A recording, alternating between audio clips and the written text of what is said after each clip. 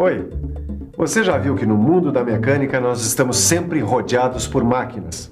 Elas fazem parte do nosso dia a dia e é através delas que o nosso trabalho é feito. Por isso, as máquinas precisam muito cuidado no trato e manutenção. Para algumas delas, de tão antigas, nem há mais peças para manutenção e é necessário fazer adaptações. Por isso, também no trato com as máquinas, muitas vezes você precisa lidar com medidas desconhecidas. E esse é o tema da nossa teleaula de hoje. Na teleaula de hoje, você vai ver o que são correias abertas e cruzadas. Vai ver também que as máquinas podem ter várias combinações de polias e correias. E vai aprender como calcular o comprimento de uma correia que está faltando na máquina.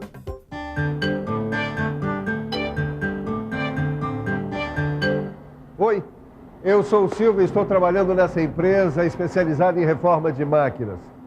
Este daqui é o Tito. Ele é novato, mas é muito esperto. Oi. Agora você em casa preste atenção, porque a nossa teleaula está apenas começando. Esse trabalho de reformar máquinas não é fácil, não. As pessoas que mantêm esse tipo de negócio têm que ter muito conhecimento e, acima de tudo, muita criatividade para resolver os problemas que aparecem. Na maioria dos casos, as máquinas apresentam falta de peças, não tem desenhos e nem esquemas. Algumas já vêm com parte de seu conjunto mecânico tão gasto que é preciso trocar inteiro. Tem outras máquinas mais antigas, como essa daqui, por exemplo, que quando alguma peça original quebra, como você sabe, não é fácil encontrar outra igual no mercado. Aí tem que se fazer adaptações. E a tarefa do mecânico é justamente fazer as adaptações dessas peças e dispositivos, ou seja, modernizar a máquina para que ela possa ser usada com mais eficiência. Por favor, que tipo de máquina é essa? Esta é uma plana de mesa. E as peças são todas originais? A maioria das peças é original. De quando é essa máquina? De 1952. E funciona bem? Perfeitamente bem. Obrigado, hein? Como você pode ver, no ramo da mecânica, máquina antiga não significa máquina fora de uso. Tito, eu queria mesmo falar com você. Pois pode falar. Ainda ontem chegaram umas máquinas aí, de modo geral elas estão em bom estado, a não ser pelas correias que faltam. E a gente vai ter que colocar essas correias. Então o que eu quero de você é ver se você pode calcular o comprimento dessas correias. Você já trabalhou com isso? Acho que sim, né? Por qual máquina a gente começa? Vem comigo que eu vou te mostrar. Você pode começar por essa máquina aqui, Titão. Ela tem um conjunto de duas polias iguais, essa e essa aqui atrás do motor, que devem ser ligadas por meio de uma correia aberta, tá? Certo. A primeira coisa que você deve fazer é medir o diâmetro das polias, essa e a outra, e a distância entre os centros dos eixos. E depois, com essa medida, fazer um desenho. Tudo bem, acho que eu consigo. Nas máquinas, você pode ter várias combinações de polias e correias. Assim, é possível combinar polias de diâmetros iguais, movidas por correias abertas e correias cruzadas. A razão para cruzar as correias é inverter a rotação da polia. Pode-se também combinar polias de diâmetros diferentes, a fim de alterar a relação de transmissão, ou seja, modificar a velocidade, aumentando-a ou diminuindo-a. Esse tipo de conjunto de polias pode, igualmente, ser movimentado por meio de correias abertas ou correias cruzadas. Depois que você mediu o diâmetro das polias e a distância entre os centros dos eixos da máquina que está faltando as correias, faça um desenho como esse utilizando as medidas. Agora, analise o desenho. O que você vê? O comprimento da correia corresponde ao perímetro da figura que você desenhou, certo? Analisando a figura, dá para notar que a área de contato da correia com a polia está localizada nas duas semicircunferências. Vamos considerar então as duas semicircunferências como se fosse uma circunferência. Assim, calculamos o perímetro da circunferência e depois somamos os dois segmentos de reta correspondentes à distância entre os centros dos eixos. E isso tudo pode ser colocado numa fórmula matemática que vai facilitar o cálculo. A fórmula é essa: L igual a π vezes D mais 2 vezes C, onde L é o comprimento total da correia, π vezes D é o perímetro da circunferência e C é a distância entre os centros dos eixos que corresponde aos dois segmentos de reta. Gravaram a fórmula? Com esta fórmula, eu vou poder calcular o comprimento da correia. Agora é só substituir os valores que eu já tenho. Bom, para achar o comprimento total da correia, que é L, eu já sei que as duas circunferências têm 20 de diâmetro e que o número π tem aproximadamente 3,14. Também sei que a distância entre o centro dos eixos é 40. Então, L vai ser igual a 3,14 vezes 20 mais 2 vezes 40. Fazendo as contas, eu chego a L igual a 62,8 mais 80, que dá 142,8 centímetros. O comprimento da correia deve ser de aproximadamente 143 centímetros. As correias têm um papel fundamental no trabalho das máquinas, porque graças a elas, as máquinas produzem um movimento desejado. Por favor, existem dois posicionamentos de correia, não é isso? O normal e o cruzado, mas qual é a diferença entre um e outro? Bom, no posicionamento normal, as polias giram no mesmo sentido, enquanto que no posicionamento cruzado, uma polia gira no sentido contrário à outra. Tá certo. E ainda tem uma outra coisa. Algumas máquinas têm o conjunto de polias de diâmetros iguais, mas tem outras, como essa daqui, por exemplo, que as polias têm diâmetros diferentes. E também nesse caso, se tiver faltando uma correia, você tem que saber como calcular o comprimento dela. E aí, Titão, como é que vai o trabalho com as correias, hein? Bom, a primeira eu já calculei. Aquela que tem um conjunto de duas polias iguais ligadas por uma correia aberta.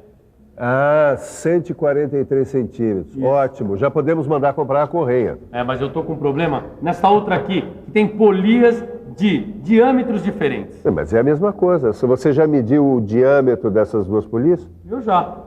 A grande tem 50 centímetros e esta pequena aqui, 20 centímetros. Pois bem, como no desenho anterior, você mede a distância entre os centros dos eixos, encontra o valor dos raios dividindo os diâmetros por 2. E aí você desenha o conjunto com as medidas que você obtiver. Então fica fácil. Quais as medidas que você já tem? Eu sei que a polia maior mede 50 centímetros, então o raio é 25 centímetros. A polia menor mede 20 centímetros, então o raio é de 10 centímetros. A distância C entre os centros dos eixos é de 45 centímetros. Para fazer esse cálculo, que é aproximado, você tem que calcular o perímetro das semicircunferências e somar ao comprimento de A multiplicado por 2. Mas por que o cálculo é aproximado? Porque a área de contato da polia com a correia não dá exato uma semicircunferência, mas dá uma boa aproximação. É só que, se a gente olhar mesmo para o desenho, reparar nele, eu vejo que eu não sei a medida do segmento A. Como é que eu faço para descobrir ela? Tito, será que não dá para você mesmo pensar num jeito? Bem, vamos pensar um pouco? Vamos pensar um pouco. Estou lembrando de uma coisa. Sempre que a gente tem uma medida desconhecida para descobrir, é bom lembrar do Teorema de Pitágoras, que usa como referência a relação entre os catetos e a hipotenusa de um triângulo retângulo. Então acho que eu vou tentar traçar um triângulo retângulo dentro dessa figura aí. Vou utilizar o segmento A como hipotenusa desse triângulo retângulo. Bom, agora vou traçar os catetos do triângulo retângulo. Deixa eu ver. Vou traçar um segmento C paralelo à linha do centro formada pelos dois eixos das polias. Pronto. Essa linha forma o cateto maior do triângulo. Quando ela encontra outra linha do centro da polia maior, forma o cateto menor B. Sua medida corresponde ao valor do raio maior menos o valor do raio menor. Pronto, encontrei o meu triângulo retângulo. Agora que as medidas foram encontradas, é preciso representar essas informações matematicamente em uma fórmula. Nesse caso, a fórmula é essa.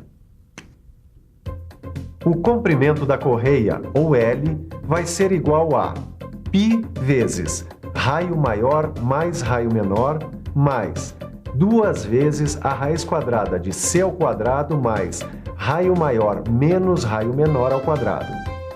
Agora, é preciso substituir os valores dessa fórmula pelas medidas. Então a fórmula fica L igual a 3,14 vezes 25 mais 10 mais 2 vezes a raiz quadrada de 45 ao quadrado mais 25 menos 10 ao quadrado. Agora é só ir fazendo as contas. 3,14 vezes 35 mais 2 vezes a raiz quadrada de 2025 mais 15 ao quadrado. Daí fica 3,14 vezes 35 mais 2 vezes a raiz quadrada de 2025 mais 225. E então, 3,14 vezes 35 mais 2 vezes a raiz quadrada de 2.250. A raiz quadrada de 2.250 é só verificar na calculadora. Dá aproximadamente 47,43. Agora já estamos chegando. 3,14 vezes 35 dá 109,9. E 2 vezes 47,43 dá 94,86. Somando esses dois temos L igual a 204,76 centímetros. 204,76 centímetros. A correia para essa máquina deve ter aproximadamente 204,76 centímetros. É isso mesmo. Não é tão difícil assim calcular o comprimento da correia para uma máquina. Sabendo a fórmula, fica bem mais fácil. Mas nos dois casos que a gente analisou, o sistema era de correias abertas. E quando as correias forem cruzadas? Bom, as correias cruzadas são menos utilizadas atualmente porque o atrito gerado no sistema provoca o desgaste muito rápido da correia. Mas se você precisar calcular, é só seguir a fórmula direitinho. Para calcular o comprimento das correias cruzadas, você só precisa utilizar as fórmulas adequadas. Essas fórmulas e outros exercícios você vai encontrar no seu livro de cálculo técnico. E depois de aprender tantos cálculos, que tal uma revisão, hein? E atenção, se liga aí, que é a hora da revisão. Na teleaula de hoje, você viu que no ramo da mecânica, as máquinas fazem parte do dia a dia e precisam estar sempre em boas condições. E que muitas vezes é necessário repor peças danificadas ou trocar as correias. Aprendeu que existem correias abertas e cruzadas e que os conjuntos mecânicos podem ter polias de tamanhos iguais ou polias de tamanhos diferentes. E aprendeu também como se calcula o comprimento das correias que estão faltando em uma máquina reformada que tenha polias de diâmetros iguais ou diferentes.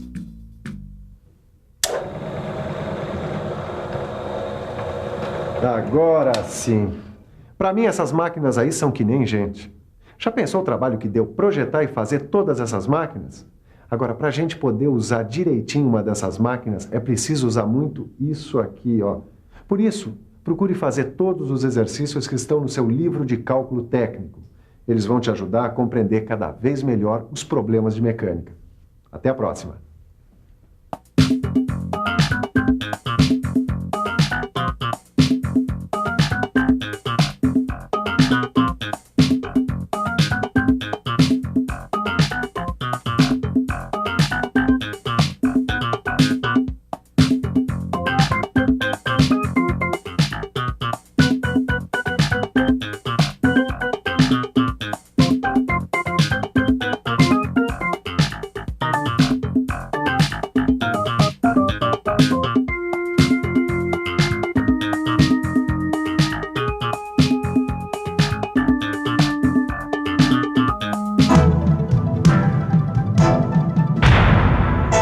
Telecurso 2000, um programa de educação do Sistema Fiesp e da Fundação Roberto Marinho.